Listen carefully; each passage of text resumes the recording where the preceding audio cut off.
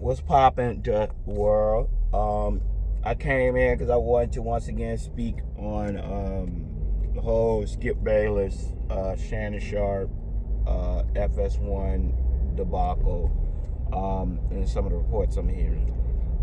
So the report that's out there is that Shannon's leaving at the end of the NBA Finals. So once the NBA Finals are over, Shannon is gone. He's taking Club Shay Shay, and he's gonna be gone. I've already did a video on what I think the reasoning behind that is. But what I was more so talking about today is the whole situation where Skip and Shannon, they're saying that it's going to be extremely hard to find a partner for Skip because Skip has burned so many bridges and nobody really wants to be his partner because he's a control freak. And I get that and I understand that, but I think it's more so that more so than people not wanting to do it because they don't know what it'll be like. I think most people, Skip has burned so many people, right? Going back, every single time somebody has something to say about Skip, people just come out of the woodwork all over the place. I remember at one point it was like Ryan Russillo, Scott Van Pelt, Carrie Champion, who's that one girl? Everybody that's worked with Skip has had a bad experience working with him. Because they say that he's extreme. But you could understand this. As a guy who started doing a local paper and moved all the way up to ESPN through doing nefarious and backhanded and backstabbing things, that Skip, there's a reason why Skip likes Michael Jordan. There's a clip floating around of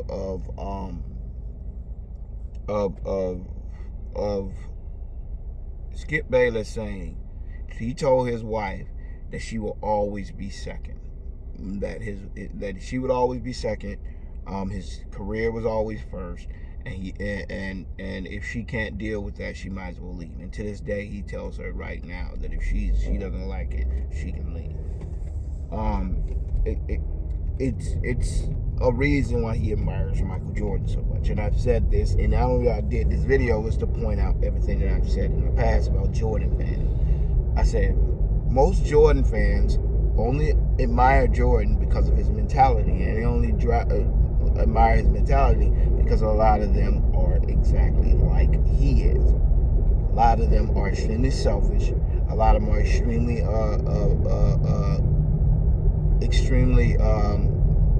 arrogant, narcissistic,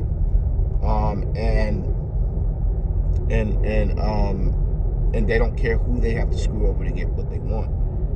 It takes a very, like I said before, anytime someone tells me that Michael Jordan, not that they think Michael Jordan's a good player, that's a different thing. But when people idolize Michael Jordan, that's when the red flag goes up in my brain.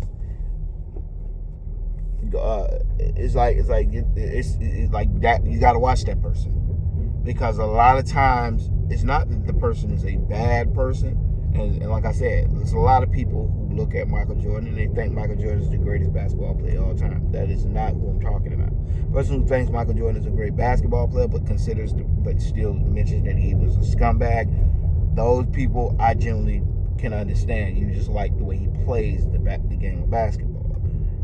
But it's those people who idolize Michael Jordan, meaning they want to be like him, meaning they constantly make excuses for everything he does and constantly says, like, his mentality excuses away anything bad he does.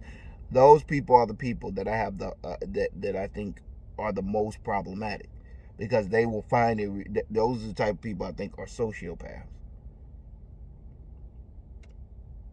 Who cares what type of person he is off the court? It's like, well, I care about what type of person he is off the court, because 90% of the time the person he is off the court leads to the person he is on the court. Those things are not exclusive. A lot of times his personality is to be selfish and go for self. I noticed that is a trend among people who idolize him. They tend to be that way. And even though Skip is older than Michael Jordan, he idolized Michael Jordan. And I always found it weird, his love obsession. Now when the peels of this onions are being peeled off, I'm starting to see it's because he idolizes him because him and Michael Jordan have a shared mentality, and he sees himself as a killer. Like he takes the debate thing like it's an actual thing. And the thing with Skip that makes me dislike him so much, Skip lives in a cloud of he's smarter than the world, right? He walked around with this shirt for a little while that said, "Why won't anyone ever admit when I'm right?" Because you're wrong way more than you're right. So if you're making 1,000 predictions, of course you're gonna come down to a situation where one of your stupid ass, insane, did not make this prediction based on logic things are gonna come true. It'll happen.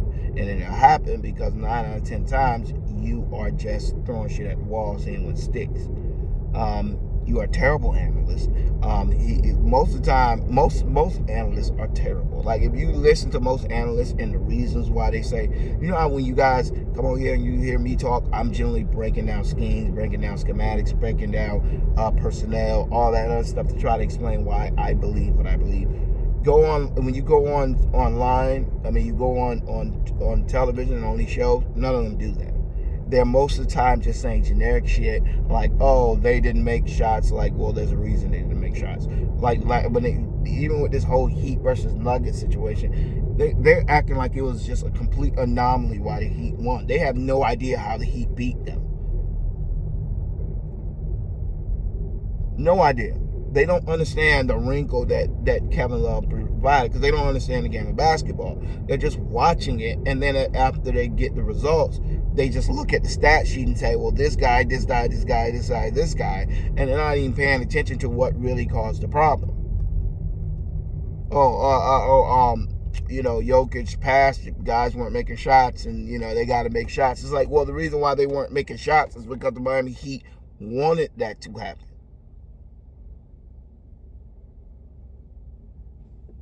Jokic was scoring. Well, they were allowing that to happen. They wanted Jokic to score. Because if he's scoring, he's going to tire down the people around him. But like I said before, we can sit and we can talk, but we talking X's and O's. I'm gonna give it from the analytical point of view and explain to you what strategies and schemes and stuff that they did, the weaknesses based on schematics of every player on the court. That's what I do. What they do is they look at a game that they don't understand, look at a guy shooting, look at a guy missing, and then come back the next day and start talking like they understood what happened in the game. When 9 out of 10 times they don't know anything about what happened in the basketball game. This is what Skip does better than anybody. He doesn't understand half of the games he's talking about to the extent that he can have a conversation about them. And he sits there every day acting like he's the authority on having conversations about it. When the truth of the matter is, he's generally 90% of the time going off emotion. It's not, if I ever sat down and listened to Skip explain something, a prime example was the situation with him and Legs on ESPN. And Legler was like trying to explain to him how help defense works, and he was arguing with Legs, and Legs was like, "Bro, I participated in this defense for years. How you gonna tell me what it is?" And he's like, no, James Harden. He was guarding James. He was not guarding James. James. He said James Harden. I think he said he was not guarding James Harden. He was guarding somebody else. He just helped on James Harden. And Skip was trying to explain that he was. Then they went back and showed the clip. Literally showed him the clip. He's not guarding James Harden. He's guarding him. He just helped. He just rotated and helped. No. He's guarding. That's what Skip does. It doesn't matter how much empirical data you put in his face.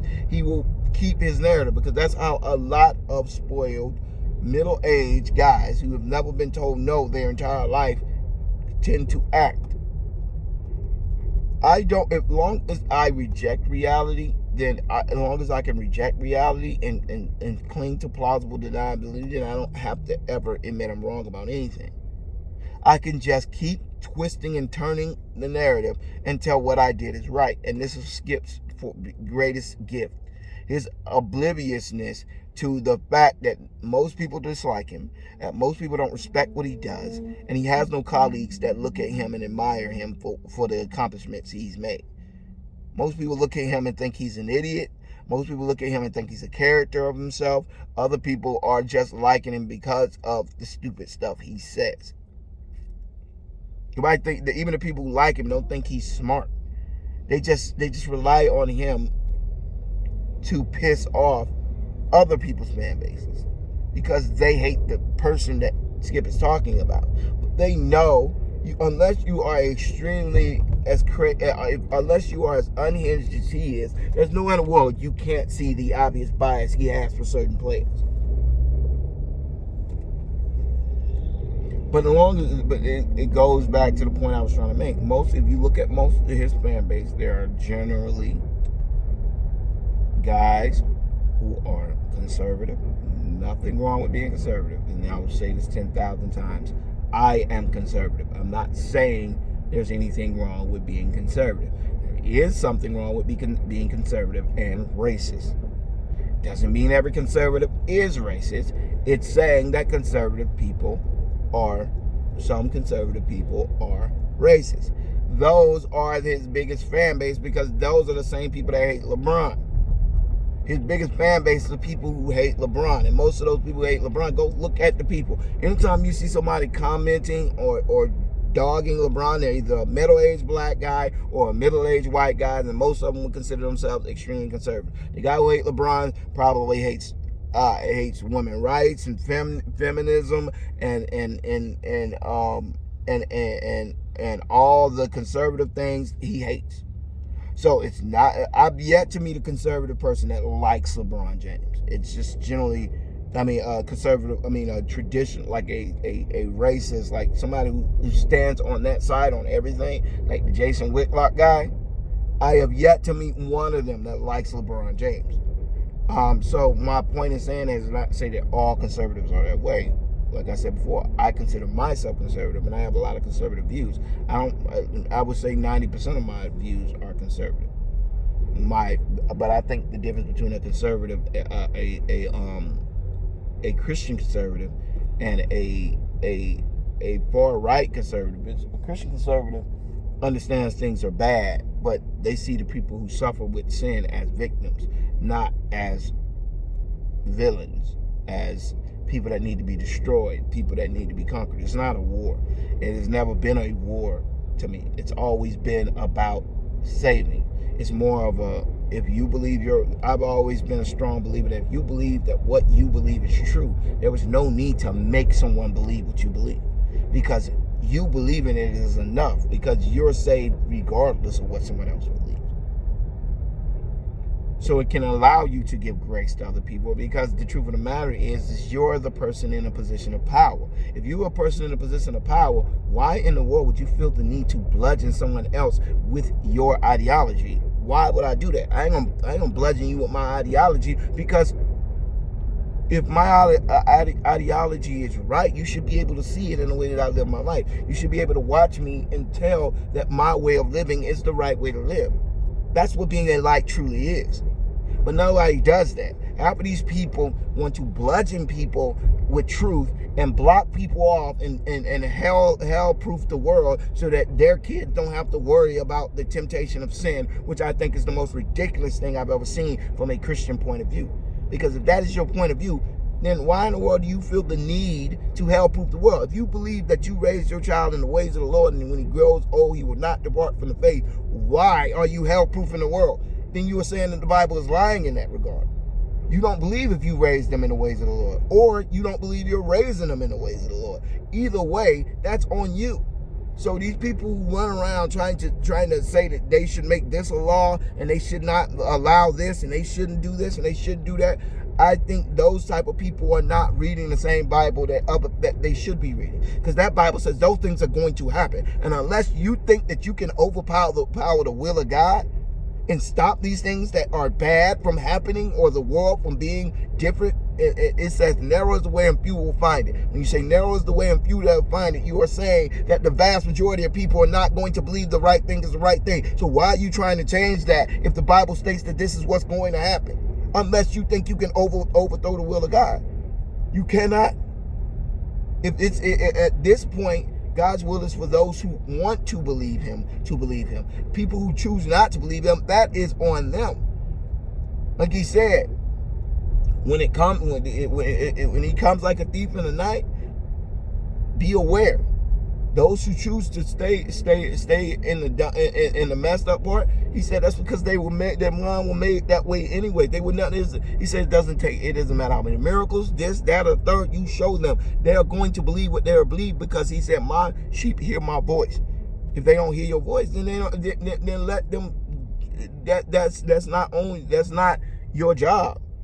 So this is the problem I have when you have a lot of conservatives, because that conservatism that feels the need to tell other people how to live their life, tell other people to make things law that they believe, and a lot of them don't even believe it, because a lot of them be doing it behind closed doors. They just want the votes of the people who are that tyrannical when it comes to what they believe.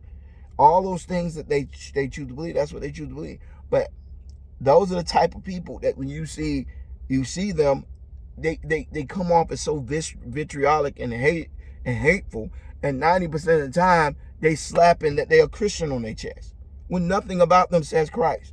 Nothing. They don't ever talk about God. They never mention him in any speech that they have. But until they're done bashing everybody, and then as they walking off the stage, they making sure to tell people that they Christians. Talking negatively about everybody and everything, creating enemies and people who wouldn't follow you into a freaking. If everyone was standing in front of you, they wouldn't follow you into it. Because people like, if he's getting in there, then it's probably something wrong with it. Because you are a terrible light. And those are the people that 90% of the time be the loudest voice, putting on a badge of Christianity and causing people to think all Christians are that way, and they're just as lost as the people that they're criticizing. Those are the people that I see a lot of times that tend to, the minute you say something that is anti-conservative, even if it's pro-Christian, if it's anti-conservative, they are quick to jump to defend a conservative before they defend a Christian. And those are the people that you see who love to cozy up next to Skip Bayless. Those are the ones that you see because they hate that LeBron has been this outspoken leftwing. And I will tell you straight out, there's no ambiguity in what I'm saying. LeBron gets on my nerves sometimes when he sticks his nose into things, and I think LeBron has a tendency a lot of the time of spending too much time parroting speeches from far left leaning people.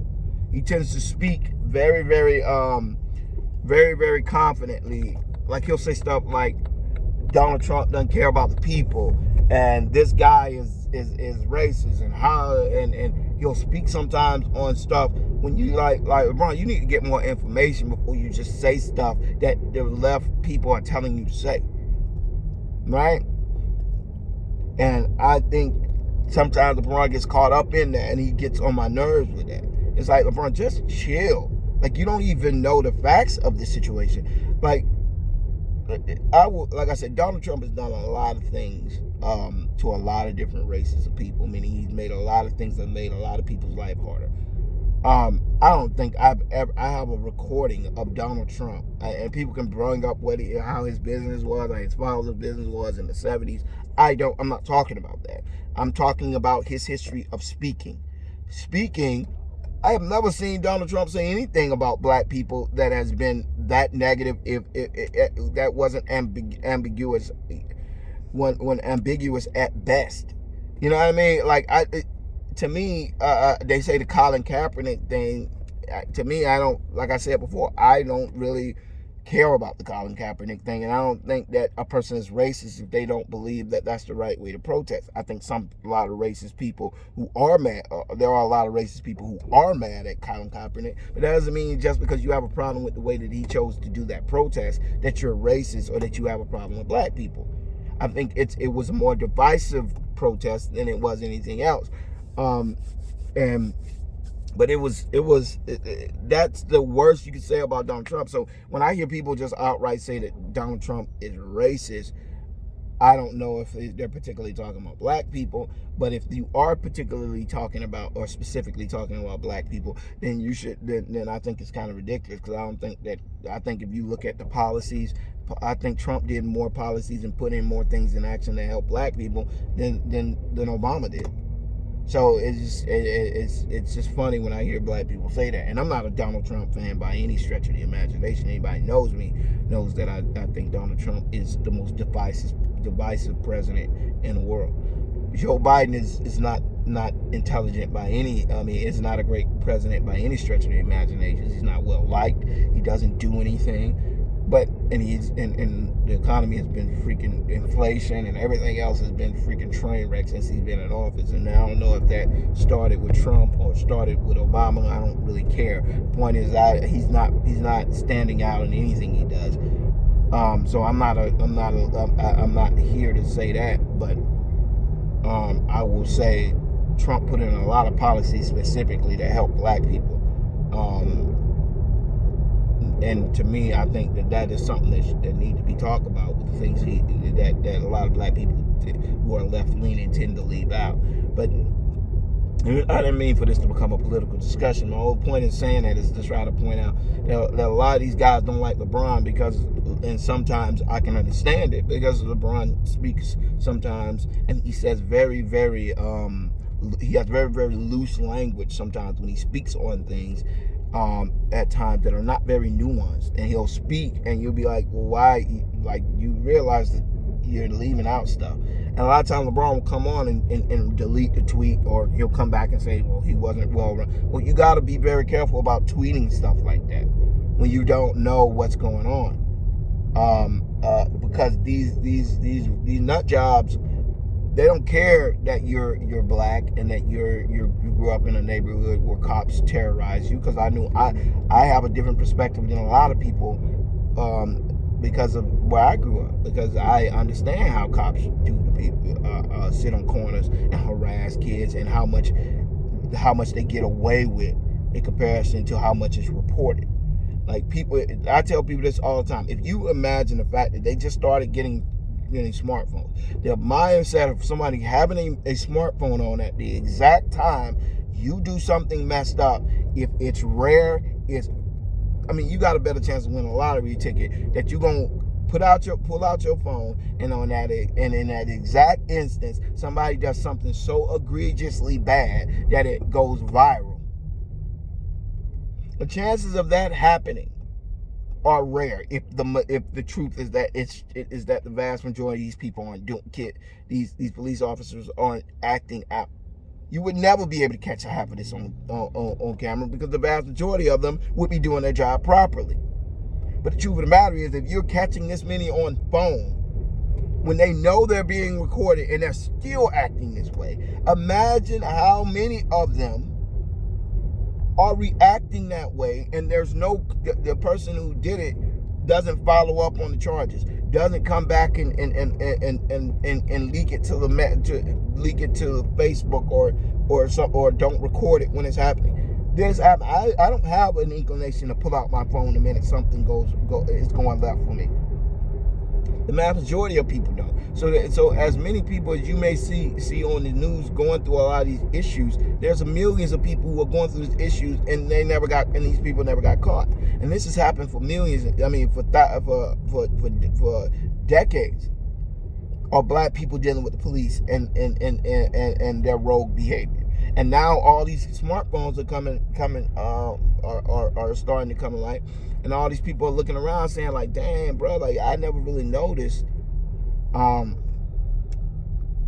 uh, um, I never really noticed how bad it must have been for black people to be caged in with these people with no protection for years. With only, imagine this, from like the 1960s and 50s to 2015, these people were able to operate with autonomy, meaning what they said was widely believed because there was generally nothing to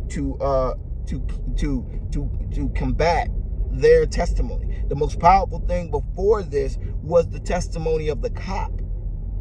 So imagine being locked, and now all these videos are coming out on how these people treat people, and the fact they have badges generally doesn't change their outlook and their temperament. They act like enraged Karens. 90% of them, I mean not 90%, a good percentage of them act like Karens, and they're not only act like Karens, they're deadly Karens. They'll take the smallest little slight, escalate the situation way beyond where it needs to go, and then possibly do something that can lead to someone's death because they don't like the attitude. Like, could you imagine if I worked at Burger King and somebody came in there with an attitude and I jumped over the table and choked them out till they died? And people looked at it and said, well, you shouldn't have been talking junk. You shouldn't have been doing this. We all deserve respect and dignity while doing our job. But at the end of the day, we can't expect that because the vast majority of us get disrespected while doing our jobs. We can't kill people because of it. But for some reason, all these people seem to think that because somebody is a cop, that somehow means that they shouldn't be able to be dealing with difficult people who talk junk. It's like everybody else on the planet who has a job has to deal with that. Why don't they have to deal with it? Why do they get to kill people because people talk junk to them? And this is not just black people. It's white people, Spanish people. It don't matter. They have a tendency and when someone becomes difficult, thinking that they have an autonomy to do something to the person because they're being difficult. If people get out to a fast food restaurant and they decide to piss in your drink, well, go ahead. But if they find out you pissed in your drink, then you're not gonna go to trial and have a jury that's gonna excuse you because the person was being annoying. So why do cops get that autonomy? I never understood it. And the point I'm trying to say all that is that a lot of these people they focus on LeBron. You know what I'm saying? And when they focusing on LeBron, I think a lot of times they don't focus on what that he's human, and he has a tendency sometimes to speak on issues based off his past experience, and sometimes he'll speak too soon. And I think LeBron annoys me when he do that, because sometimes like LeBron just sit shit out. Like, nobody needs to hear your opinion on this. It's getting enough turn. It's getting enough attention. Nobody needs you to join in and put yourself in the middle of something that these people who hate you already gonna just take and run with anyways. So am I telling him to shut up and dribble? No, because sometimes you need LeBron's voice on certain stuff.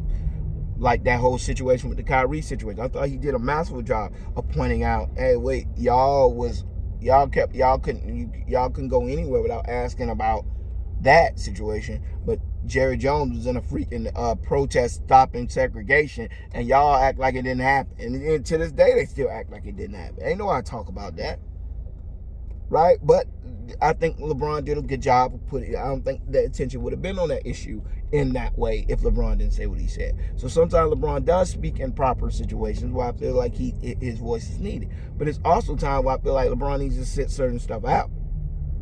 He tends to, and because the minute he starts to talk, the first thing they're going to do is you're going to get a bunch of trolls that are going to come out from under the bridge and just start slinging stones. They couldn't wait till they had something to hold it. See, LeBron doesn't care about China. Doesn't care about Hong Kong or something. It's like, why would LeBron give a shit about Hong Kong again? Why would he care about Hong Kong? Well, if he was a true activist, he never said he was an activist.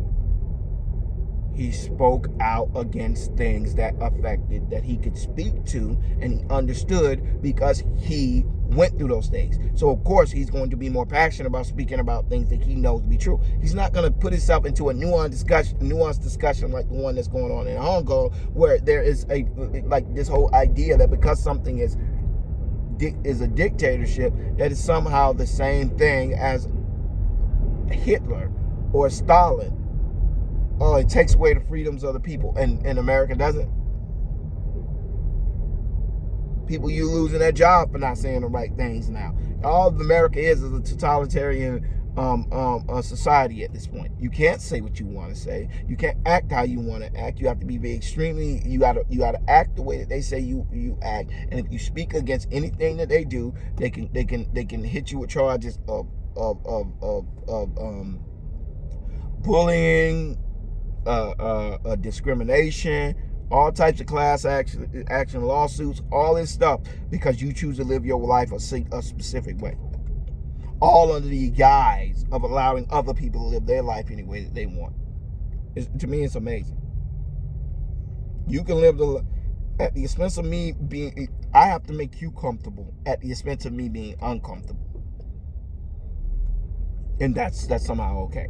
And so I think too often people do that. And I think Skip has found a niche with those people because they don't give a shit about logic. They just want to hear somebody bashing LeBron. Those same people that show up to all these shows with these idiots getting mad about The Little Mermaid. I saw something the other day about this idiot getting mad about Little Mermaid. He's like, oh, yeah, it's not about race, bro. I don't give a shit if they would have made Ariel black, white, or blue. I don't care. But to make the statement that people don't like people are not trying to watch The Little Mermaid because of race is ridiculous. It's only about race. I don't know if you noticed it, but she's not representing black culture as a black woman in The Little Mermaid. She's still Ariel. Well, you know, it was a representation for redheads. Well, her hair is still red. I'm confused. Her hair is still red. You noticed that, right? She still has red hair. Yeah, but so go ahead and say it. Go say it. Go ahead and say it. Yeah, but she's. Go ahead, finish the sentence. She's black. So you have a problem with her being black. Her personality hasn't changed. The story hasn't changed. They're not talking about Black Lives Matter. They're not talking about racism. She is just the same character with black skin. What do you have a problem with? What about her being black is negative to you? What about her being black changes who the character is in your eyes? Because the minute you say it, we gonna know your heart.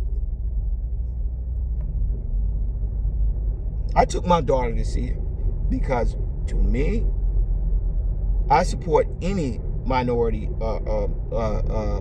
lead, because in my opinion they don't have the people to support themselves. So when you talk about Asians and Middle Eastern, whatever, I try to support as many people as I can, because in my mind I want to support those that I know are going to be targets of racist idiots.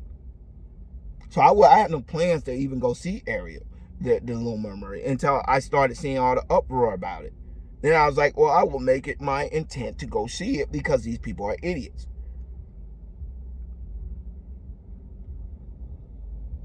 And I took it, and my daughter loved it. She loved The Little Mermaid before, and she loves it now.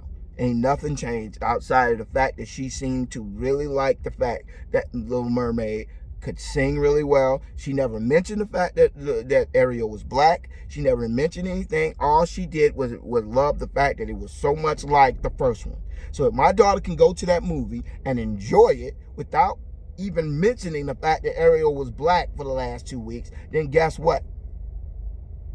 It didn't change the character at all. To her, it didn't change. It was the same Ariel. So at the end of the day, these people who choose to act as if they're somehow speaking from a point of view of rationality, when most of them are just over emotional children. You sit here, you listen to this person try to explain why why it somehow is a problem that Ariel is black, while not first while trying to stand on the mindset that race, that other people are making it about race, and they're characterizing people who don't like the Little Mermaid as racist because they hate it, you idiot. They hated the movie before they saw it because she was black. This is only about racism. It is disingenuous to state anything otherwise. It's only racist. Because I could hate the movie. If I went and saw them, if they hated, they went and said, we gave Little Mermaid a try and we hated it, then that's one thing. But to sit up there and pick the movie out because they race swapped Ariel and then spend your day making video after video after video after video after video talking about the fact that this movie is going to suck purely based off the fact that they changed the race, and then to try to hide behind plausible deniability and say, oh, well, it's not about race. It's just the movie sucks. You never saw the movie, idiot. You had 29 videos before the movie ever came out. How in the world are you trying to stand on some plausible deniability that you just didn't like the movie because it wasn't good? First of all, the movie is exactly the same as the first one. Right?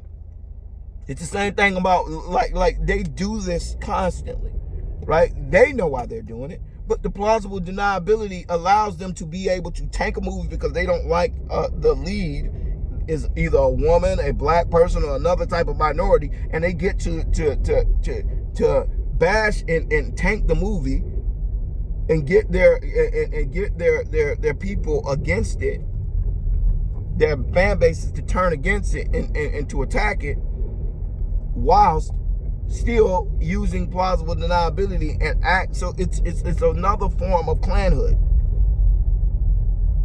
I'm going to use the vast number of my people, the majority, the fact that I'm the majority, to ostracize and cut the legs out from under any diversity or anything like that.